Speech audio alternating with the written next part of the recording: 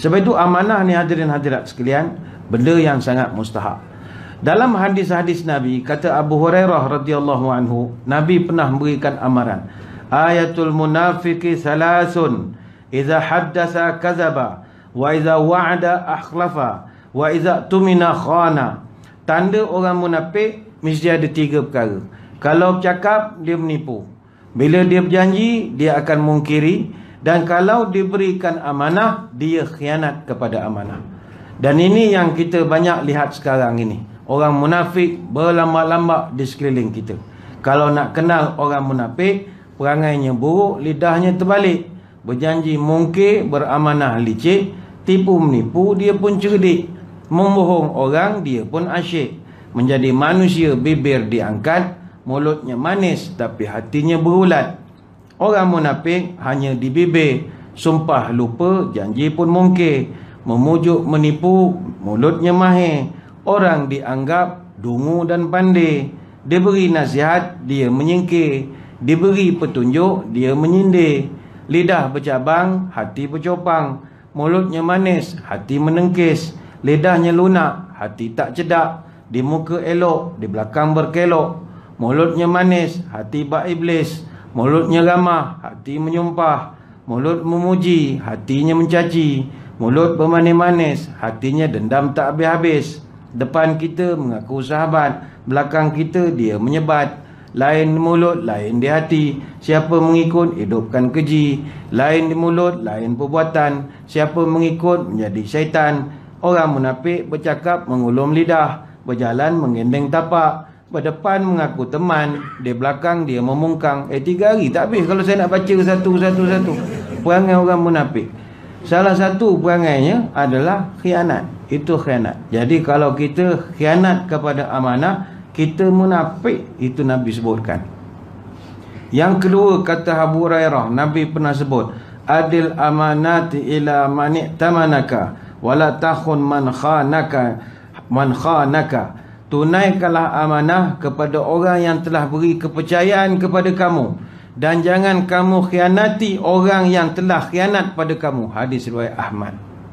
Kata Syekh Al-Mubarakfuri, hadis ini menunjukkan wajibnya seorang itu menunaikan amanah apabila telah diberikan amanah.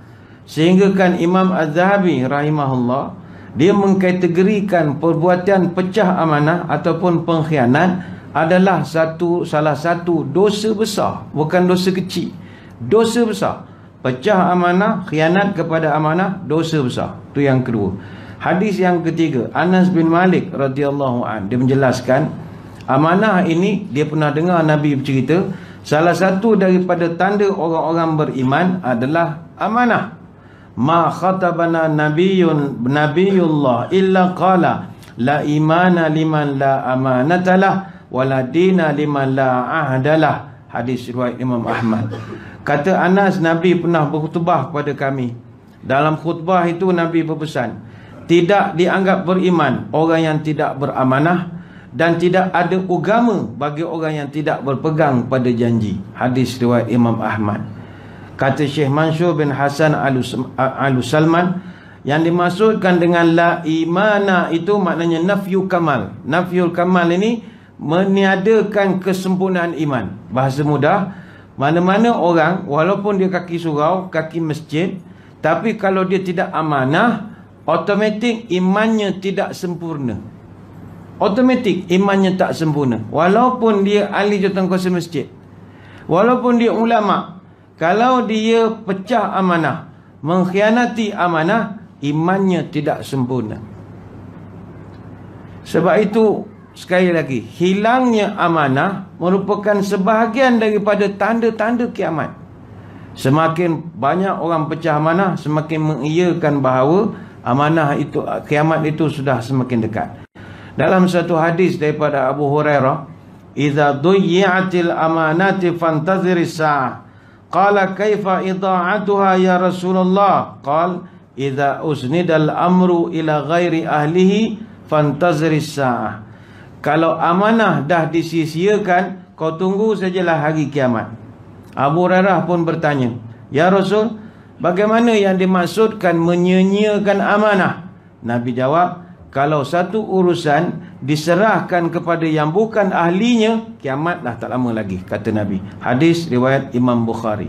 Sebab itu perlu ada right man at the right job, right man at the right time. Serahkan kepada orang yang sesuai. Kereta, orang yang pandai bab kereta, mekanik, serahkan pada mekanik. Jangan suruh Bilal membaiki kereta. Punah kereta, kiamat kereta tu nanti. Sebab kereta kalau rosak, baca Yasin tak hidup, perlu dibaiki. Kalau semua masalah boleh selesai dengan Yasin, dengan air Zam-Zam, itu Mekah tak payah ada workshop. Kereta rosak, curahkan Zam-Zam. Kereta tak, mesti dibaiki. Ila ahliha. Nak makan roti canai, kena cari kedai orang yang pandai roti canai. Jangan cari orang yang baru nak pandai menebak roti canai. Tak sedap. Kiamatlah roti canai itu nanti. Dalam hal agama, mesti dengan orang yang ahlinya. Kalau bukan ahli, kiamatlah. Lepas tu mufti. Mufti kerjanya memberikan pandangan agama. Peganglah ahli. Dia ahli. Dia kalau kita nak beli barang buat rumah, pergi kedai hardware. Kalau kita nak komputer, software. Kalau buat agama, fatwa. Mesti ada. Mesti tengok pada orang. Fatwa. Mesti tengok pada orangnya. Nak tahu boleh puasa ke tidak ni hari ni 9 Zulhijjah contoh. Jangan tanya orang yang bukan ahlinya. Tanya kepada ahlinya. Tapi bila meletakkan sesuatu bukan pada ahlinya, fantazir sa'ah. Tunggu sajalah kiamat, kata Nabi. Sebab itu hadirin hadirat sekalian, mari malam ni kita belajar dengan Nabi SAW. Nabi ni seorang yang sangat amanah. Punyalah amanahnya Nabi sampai namanya digelarkan Muhammad Al-Amin. Al-Amin ni maknanya amanah, dipercayai. Dan gelaran Al-Amin itu bukan dia yang letak. Tak pernah dia declare nama dia Muhammad Al-Amin. Tak ada dia buat announcement. Wahai orang Arab Quraisy, saya Muhammad bin Abdullah, tapi panggil saya Muhammad Al-Amin. Tak pernah. Bukan dia yang popular. Itu bukan nickname dia. Itu bukan dia punya nama profil WhatsApp ke tidak. Itu nama diberikan oleh orang Arab pada dia. Macam sekarang ni ramai penceramah ustaz-ustaz, dia ada nama Al-Al di belakang kan. Yang itu self-proclaim. Bukannya orang kampung bagi. Bukan Universiti Al-Azhar bagi. Tidak. Self-proclaim. Kita yang letakkan nama kita. Ustaz Al apa. Itu kita letak. Dan tu tidak salah. Laqab tak ada masalah. Laqab ni nisbah kenang-kenangan. Contoh belajar di Mesir, Badli Shah Alauddin Al-Azhari. Boleh. Tak ada masalah. Sebagai kenang-kenangan pernah mengaji di Al-Azhar. Dan saya spesifik Al-Azhar di Tonto. Saya boleh tak nama saya Badli Shah Alauddin Tontowi. Boleh. Tapi macam lebay sangat nama saya bunyi. Lagipun saya dah ada Alauddin. Al buat apa panjang-panjang, berapa banyak Al lagi di belakang, susah. Tapi saya tengok kalau penceramah ada Al-Al ni, orang hormat dia lain macam saya tengok. Kalau tak ada Al ni jauh duduk sayup-sayup orang. Tapi kalau ada Al sampai tepi-tepi lutut ni, saya tengok dalam video lah. Oh, pegang macam ni, Allah ya Syekh. Sebab nama ada Al. Kadang nak letak nama Al, kadang-kadang tu geram rasa. Tidak salah. Macam tuan-tuan orang Pulau Pinang, orang Kedah, orang Johor, letak nama negeri belakang boleh. Macam ada Ustaz Zainal Sakiban Al-Jauhari. Zainal Sakiban ni penulis khat terkenal negeri Johor. Dia antara orang yang menulis khat untuk surat penyilaan kepada tuanku-tuanku sultan, raja-raja Melayu datang istiadat pertabalan, tulisan tangan dia. Antara yang menulis dia Zainal Sakiban Al-Jauhari. Dia juga yang buat logo TV Al-Hijrah tu. Itu tangan dia, zup, dia lukis dalam kereta itu. Memang dia ulama khat Al-Jauhari. Tapi semua Al-Al tu sendiri letak lah, bukan orang bagi. Nabi kita bukan dia letak, saya Muhammad Al-Amin. Dah orang bagi dia. Kenapa orang bagi dia? Dia sangat dipercayai. Dia sangat amanah. Apa sebab? Nabi ni perangainya tak pernah bohong.